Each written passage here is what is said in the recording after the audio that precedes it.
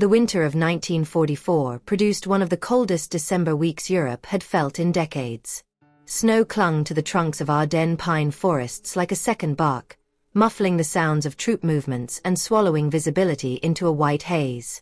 Yet behind that stillness, Hitler had placed his last gamble, a massive counteroffensive designed to split the Allied lines and force a negotiated peace. Few American soldiers on the ground had any sense of the storm that was about to break across their positions. For decades, historians have spotlighted the sheer surprise of Operation Wacht am Rhein, but one detail often escapes mainstream retellings: the precise timing. At 5:30 on December 16, German artillery opened fire along an 80-mile front, striking the thinly spread US 8 Corps. The shells fell so suddenly and so heavily that some American units initially mistook the barrage for friendly fire gone catastrophically wrong.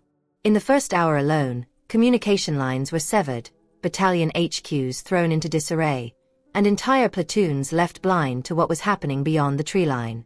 Among the first overrun was the US 106th Infantry Division, fresh to the front, undertrained, and disastrously positioned on the Schnee-Eifel Ridge. Veterans of the division later recalled the eerie silence before the barrage, followed by what felt like the sky cracking open. Many foxholes collapsed under the concussion of the shells, burying rifles, maps, and radios in slush and frozen dirt. The Germans, meanwhile, advanced with terrifying coordination. Volksgrenadier units moved through the forest in small, disciplined infiltration teams, cutting off American strongpoints before most U.S. commanders even realized they were under a full-scale attack. The struggle of those opening hours revealed something deeper about the Allied position, something commanders had discussed privately but seldom admitted publicly. The Ardennes had been designated a quiet sector, a place where exhausted divisions could recover after brutal fighting in the Hurtgen forest. But in reality, the terrain was confusing, poorly scouted, and threaded with logging trails the Americans hadn't fully mapped. This oversight allowed German units to maneuver far more easily than U.S. intelligence had predicted. As one intelligence officer later noted, "We knew they were moving, but we never knew how much until it was too late." By mid-morning, units of the 28th Infantry Division found themselves isolated in pockets around Wiltz and Clairvaux. American tank destroyer crews attempted to slow the German advance, but their M10S and M18S struggled against the heavier German Panthers emerging from the fog. A surviving after-action report from an M10 crew mentions seeing a line of dark shapes moving in the snow. No sound, no engines, just the forms growing larger. These were German tanks idling in low gear, using the snowfall as natural cover. Confusion spread just as quickly as the German spearheads. Radio operators reported conflicting positions. Regiment commanders received inaccurate strength estimates, and some signal posts transmitted garbled messages before going silent. A handful of isolated American companies simply vanished into the woods, overrun, captured, or scattered. Their final transmissions, short and panicked, remained chilling. "Movement everywhere. Can't tell who's. Pulling back. No, we're surrounded," followed by static. The insight emerging from these early hours is stark. The U.S. forces were unprepared not because they lacked courage, but because they lacked information. Intelligence estimates had placed only a handful of German divisions in the region. Instead, more than 200,000 German troops, 1,500 tanks and assault guns, and 2,000 artillery pieces were already advancing. The Allies had underestimated Hitler's willingness and ability to launch one last decisive blow. Even the ultra-decrypts, which had provided so much advantage earlier in the war, failed to give a clear picture in December 1944. As historians continue to examine German and American records, they notice fragments that raise questions about what commanders actually knew on the eve of the attack. A missing logbook from a forward U.S. observation post. Conflicting testimony about reconnaissance flights grounded due to weather. A German operations map showing American dispositions with uncanny accuracy, despite cloud cover preventing aerial reconnaissance. These details hint at intelligence failures still not fully understood. If there is a modern lesson in this chaotic opening, it's the timeless vulnerability of armies who believe a quiet front guarantees safety. The Ardennes sector was quiet only because the German army needed it to be, and because the Americans allowed themselves to accept the quiet at face value. In military history, silence is often the last warning before disaster. As the first day of the offensive drew to a close, German infantry continued to slip through the forest, bypassing pockets of resistance and widening gaps between American units. Smoke drifted from burning jeeps along the roads, radios crackled unpredictably, and falling snow began to bury the traces of broken positions. No one yet understood the scale of what was happening, but the U.S. Army was already fighting to prevent a breakthrough that could reshape the war's final year. And in the confusion of those first hours, several reconnaissance teams simply failed to return. Their absence, barely noted amid the unfolding crisis, would later become a point of unsettling historical curiosity, one that deepened the mystery of just how close the U.S. came to losing the Battle of the Bulge entirely. Dawn broke slowly over the Ardennes on December 17, 1944, the sky a heavy curtain of grey that offered little warmth to the men fighting below. It was the kind of morning where sound traveled strangely, amplified in some pockets, swallowed in others. For the American units still holding the road networks in towns like Bastogne, St. Vith, and Houffalize, this eerie quiet was not reassuring. It was the kind of silence that came only after something had gone terribly wrong. And for the soldiers of the 101st Airborne Division rushing toward Bastogne, the rumors already filtering back from the front suggested that the German attack was far larger than anyone had believed possible. At the center of this escalating struggle stood Bastogne, a modest Belgian town whose significance outweighed its size. Its 7 converging roads made it the logistical heart of the region. Whoever held Bastogne controlled the movement of men and armor. When the first columns of the 101st rolled in, many soldiers thought they were simply reinforcing a threatened sector. But the gravity of their situation became clearer with every passing hour. The German advance was converging on them from multiple directions, and they were about to face some of the best armored units the Wehrmacht still had to offer. The winter conditions turned everything into a battle against nature and time. Ice clung to rifle bolts, freezing fingers slowed the loading of magazines, and snow muffled the rumble of German tanks until they seemed to materialize from the mist. The airborne troops, lightly equipped and short on heavy weapons, found themselves digging into frozen soil using helmets or bayonets when their entrenching tools broke from the cold. A paratrooper from the 327th Glider Infantry later recalled, "It felt like the earth didn't want us there. You dug for minutes and made inches." For units already fighting on the outskirts, remnants of the 28th Infantry Division collapsing back toward the town, the arrival of the 101st offered a lifeline. But it did not erase the mystery surrounding several missing patrols. Recon elements sent out the previous night were overdue, and no radio operators could raise them. Some were known to have encountered Skorzony's Operation Greif commandos, German troops disguised in American uniforms, sowing chaos at roadblocks and misdirecting U.S. convoys. Others simply disappeared into the strict geometry of pine forests, their final sightings marking the edge of territory now occupied by advancing German armor. Inside Bastogne, the struggle evolved hour by hour. Ammunition shortages forced units to ration rifle and machine gun fire. Medical supplies dwindled swiftly, leaving wounded men lying on stretchers in barns, cafes, and schoolrooms repurposed as aid stations. Lieutenant Colonel Julian Ewell noted in his field journal that the men were alert, exhausted, and cold, every minute a test of endurance. The Germans, sensing the urgency, pushed their infantry forward aggressively in attempts to seize crossroads east of the town before the 101st could fully set up defensive positions. Yet even amid the intense fighting, the situation remained murky. Fog and snowfall grounded Allied air support for days, preventing reconnaissance planes from identifying German armor concentrations. Field reports contradicted each other. Some claimed the 2nd Panzer Division was massing north of the town.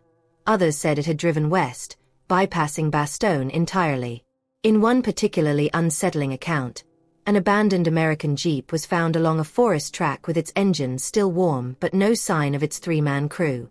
No tracks, no blood, no shell casings. Just the vehicle and the encroaching silence of the woods. Bastogne's defense soon became a battle of maneuver and improvisation. When artillery ammunition grew scarce, gunners of the 463rd Parachute Field Artillery Battalion recalibrated their remaining rounds for maximum effect. Infantry units shifted positions frequently to give the illusion of greater numbers. And through it all, German forces continued tightening their ring around the town. On December 20th, Bastogne was officially surrounded. The 101st had no escape route and no guarantee that relief forces would reach them in time. Historical insight reveals how precarious the situation truly was. German commanders believed capturing Bastogne quickly would allow their armored spearheads to continue toward the Meuse River. Documents from the 47th Volksgrenadier Division show that they expected the town to fall within 48 hours. Instead, the defenders' resilience slowed the German timetable significantly. However, the extent of the German infiltration remained a point of confusion. Several American officers noted receiving contradictory roadblock reports, sometimes within minutes of each other. One message, later deemed fraudulent, redirected a supply column directly into a German ambush. These mysteries, lost patrols, misleading intelligence, missing vehicles, have fueled ongoing historical investigation. Many of the primary records come from hastily written field journals or after-action accounts reconstructed by survivors who endured sleepless nights and constant shelling.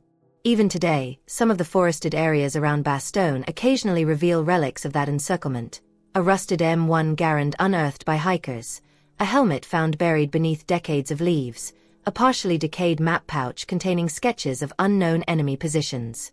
Each discovery prompts questions about the movements of men whose wartime paths remain unaccounted for.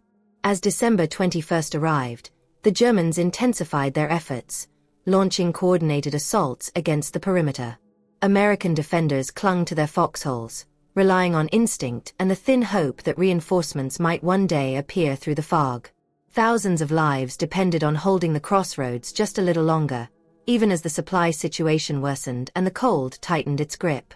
And as Bastogne braced for the next assault, unanswered questions lingered. Questions about the enemy's true strength, the fate of missing scouts, and the possibility that the German advance was far deeper and more coordinated than Allied commanders realized. These uncertainties set the stage for the next phase of the battle, when the fog of war deepened and the stakes rose even higher. The winter fog that blanketed the Ardennes on December 22nd felt almost deliberate, an atmospheric veil hiding movement, masking intentions, and blurring the line between what commanders believed and what was actually unfolding. 4 Allied intelligence officers scrambling to understand the scale of the German offensive. The conditions were devastating.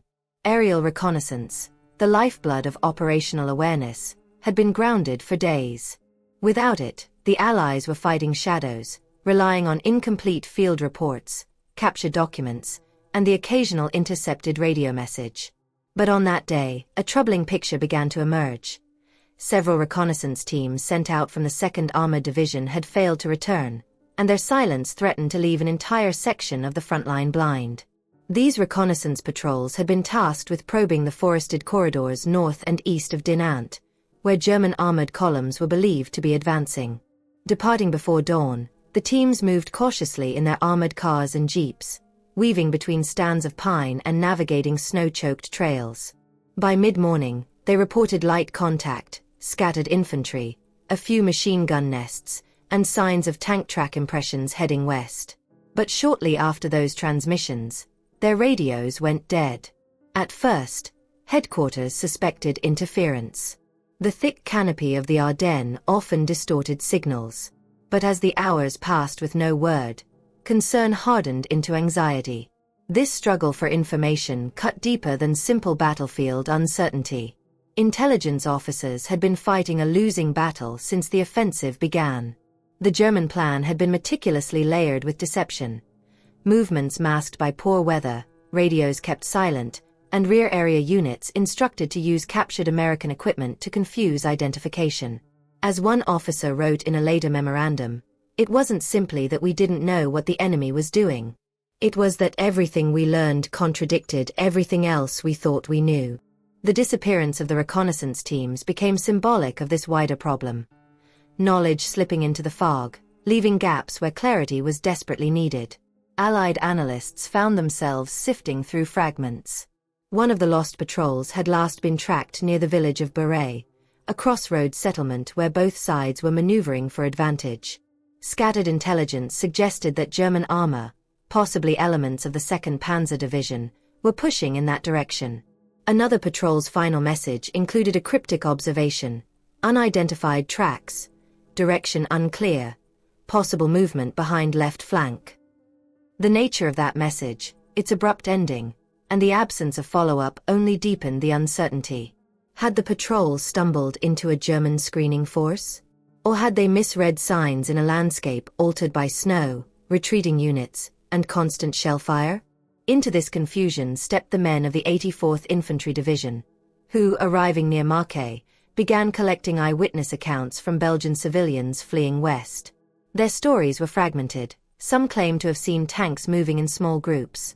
Others reported German soldiers wearing unfamiliar uniforms. One described hearing American voices in the woods, though no friendly units were known to be operating there. These testimonies, while not always reliable, hinted at movement patterns that didn't align with official assumptions. The Germans, it seemed, were maneuvering with more flexibility than anticipated. The missing reconnaissance teams might have encountered something unexpected. Perhaps a flanking maneuver, perhaps a concealed armored column exploiting a gap no one realized existed. There is an unsettling historical insight here. Commanders often make decisions based not on what is known, but on what is believed. The absence of the patrols forced Allied intelligence to construct possibilities, each one more concerning than the last. When captured German operational maps later surfaced, historians noted that they showed surprising detail about American positions. Detail the Germans theoretically should not have possessed. This fueled long-standing speculation. Had the reconnaissance patrols uncovered evidence of German infiltration or sabotage deeper than recorded? Had they inadvertently exposed a vulnerability the Germans were actively exploiting? The documentary record offers clues but no easy answers. The war diaries of the 2nd Armored Division mention the missing patrols only briefly, noting their departure times and approximate last checkpoints. A recovered Jeep found days later provided few insights. Its engine was out of fuel, its windshield cracked by small arms fire, and its radio ripped out entirely. Nearby, soldiers discovered footprints leading into the woods but no shell casings, no blood trails, and no discarded equipment. It was as if the men had simply walked away from the vehicle in unnerving silence.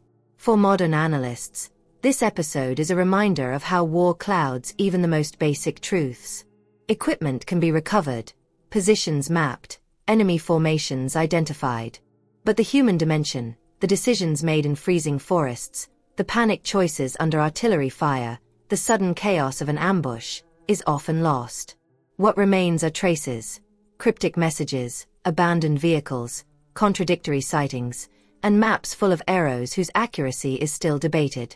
By the end of December 22, the Allies still had no firm understanding of where the German spearheads were concentrating. The absences of the reconnaissance teams created a dangerous blind spot. Without their reports, the Allied command in the sector found itself hesitant, unsure where to reinforce, unsure where the next breakthrough might come. The German offensive thrived on that hesitation, exploiting every moment the Allies spent guessing rather than acting. As night fell, snow resumed its relentless descent over the Ardennes, burying tracks, concealing movements, and smoothing over the evidence of the day's turmoil. Somewhere out there, between the forests of WWII, the frozen roads of Marche, and the darkened river valleys near Dinant, the missing patrols lay unaccounted for. Their fate remained a question shrouded in winter silence. And the battle, far from clarifying the situation, was about to grow even more desperate. By late December 1944, as the Battle of the Bulge reached its violent midpoint, Allied analysts began to piece together a troubling pattern hidden beneath the chaos. Every recovered document, intercepted message, and prisoner interrogation pointed to the same conclusion.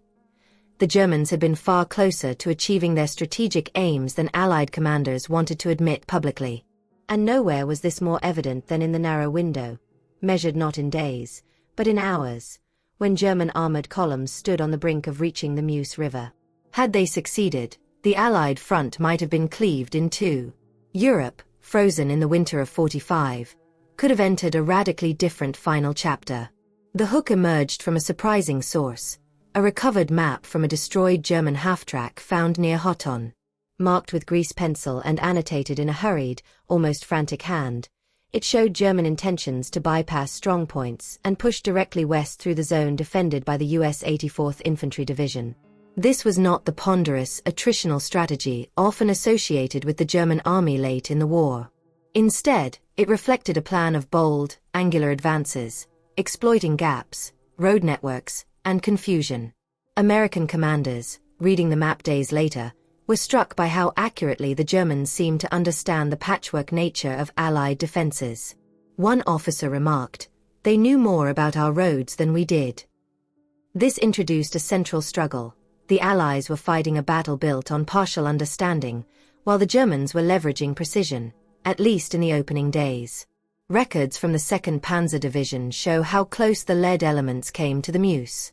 At one point on December 23, an armored reconnaissance detachment reached within 3 miles of the river before running out of fuel. If even a small portion of the division had crossed, it could have opened a corridor forcing the Allies to divert entire armies south, potentially unraveling their front. What deepens the historical tension is the lack of complete documentation. Several unit diaries from that sector, particularly from scattered companies of the 84th and 3rd Armored Divisions, are missing or only partially preserved. Some records exist only as fragments, recovered from snow-filled foxholes or destroyed command posts. A journal belonging to a lieutenant in the 84th ends abruptly on December 22 with the cryptic entry, "Movement in the woods. Not sure whose. Need to verify." No further pages were found. Into this fog stepped the U.S. 2nd Armored Division, the famed Hell on Wheels, which played a crucial role in blocking the German push west. Fighting near Celles, their Sherman tanks and tank destroyers clashed with the depleted remnants of the 2nd Panzer. The battle unfolded over rolling hills, icy roads, and narrow farm lanes, where visibility was often no more than a few dozen meters. A veteran later described the engagement. "You didn't see tanks, you heard them. Steel, gears, engines echoing in the cold." What insight historians draw from this phase is the razor-thin margin between survival and collapse. Had the Germans concentrated their armor more efficiently, avoided detours caused by miscommunication, or secured fuel dumps intact rather than destroyed by retreating American engineers, the Allied counterattack at Celles might have come too late. Secondary accounts from German officers, preserved in post-war interrogations, reveal frustration bordering on disbelief. A major from the Panzer Lehr Division reportedly said, "1 hour more fuel. That is what we needed. 1 hour." But the battle contained more mysteries. Intelligence officers examining the German push discovered discrepancies in reported timelines. Some American units swore German armor broke through earlier than official records indicate. Others described enemy troops appearing from directions deemed impossible based on terrain. In one particularly puzzling case, a platoon near Band reported a column of German vehicles passing their position before vanishing into terrain where no viable road existed. Later investigations unearthed tire tracks that ended abruptly in deep forest, as if the column had dispersed or changed direction with improbable speed. There were also the unsettling reports from Belgian civilians in villages like Rochefort and Tellen, stories of American soldiers seen moving at night near barns or hedgerows, only for later verification to show no friendly units had been operating there. Historians believe many of these sightings were elements of Otto Skorzeny's Operation Greif, but the details are inconsistent. Some descriptions mention equipment not issued to Greif units. Others describe accents and behavior not matching German personnel. These unresolved anomalies continue to generate debate among researchers. The application to modern strategic thinking is profound. The Bulge demonstrated how the collapse of a few key positions, even temporarily, can cascade into a wider operational crisis. The loss of one crossroads, one supply column, one recon team, could shift the momentum of an entire front. The potential collapse of 8 Corps, and the hypothetical loss of Bastogne, would have forced Eisenhower to pull divisions from north and south, delaying the push into Germany for months. As December closed, the German offensive was faltering, but the fear remained palpable. Many Allied commanders later admitted privately how close they believed the Germans had come to forcing a war-altering crisis. The documents, the missing reports, the abandoned vehicles in the snow, they all hint at a battle far less orderly than official histories often portray.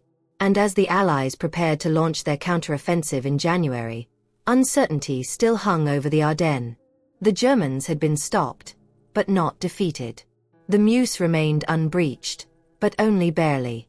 And the question lingered like frost on frozen branches.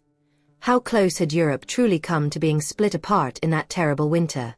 By the early hours of December 23, 1944, the German advance through the Ardennes had begun to strain under the weight of its own ambition. The spearheads of the 5th and 6th Panzer armies, which had surged forward with alarming speed during the first days of the offensive, were now grappling with a challenge far more crippling than Allied resistance: fuel. Despite their early gains, German armored commanders found themselves calculating every kilometer of movement as carefully as every engagement. One historian later observed that the Wehrmacht had launched its final great gamble with tanks that could win battles, but fuel reserves that could not win a campaign. This logistical fragility became the quiet pivot, and perhaps the savior, for the Allied defense. While German armor stalled, the Allies sought to regain the initiative. And no action symbolized that shift more dramatically than General George S. Patton's audacious pivot north. At 11 o'clock on December 22, Patton informed Eisenhower that he could turn his entire Third Army 90 degrees and strike toward the besieged town of Bastogne in less than 48 hours. It was a claim many senior officers doubted, but Patton had already laid the groundwork days earlier, having prepared contingency plans before the offensive was even identified.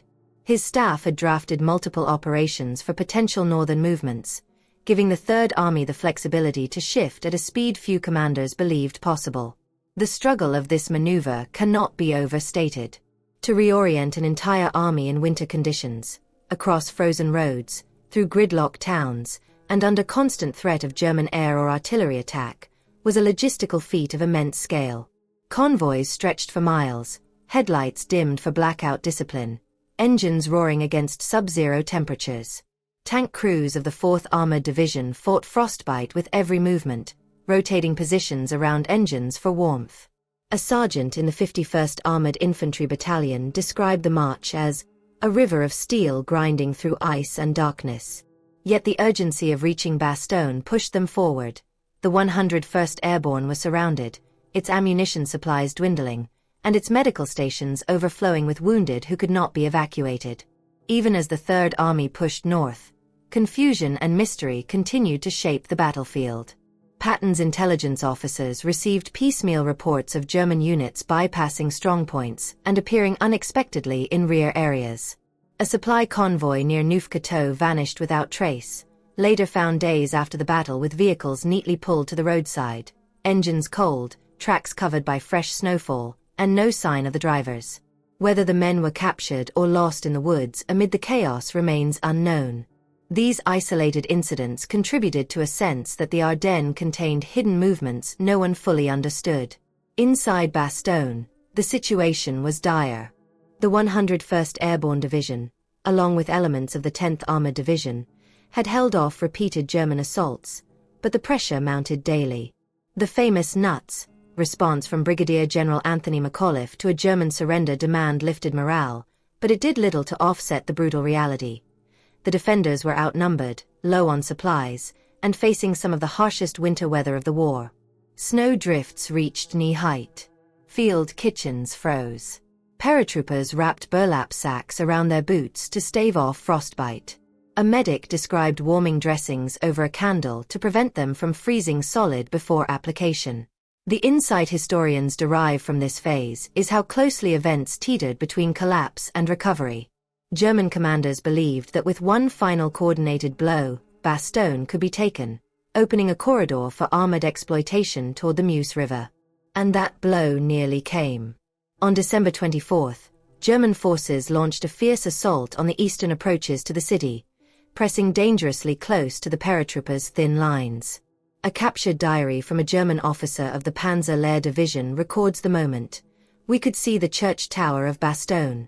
Another hour, perhaps two, and the crossroads would be ours. Yet fate intervened in the form of clear skies, a rarity during that winter. For the first time in days, Allied aircraft lifted from bases in England and France. P-47 Thunderbolts and Typhoon fighter bombers hammered German positions, destroying armor, ammunition dumps, and supply lines.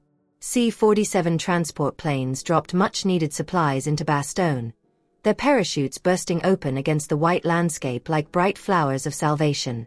The resupply did not end the siege, but it slowed the German momentum enough to buy time for Patton's advancing columns.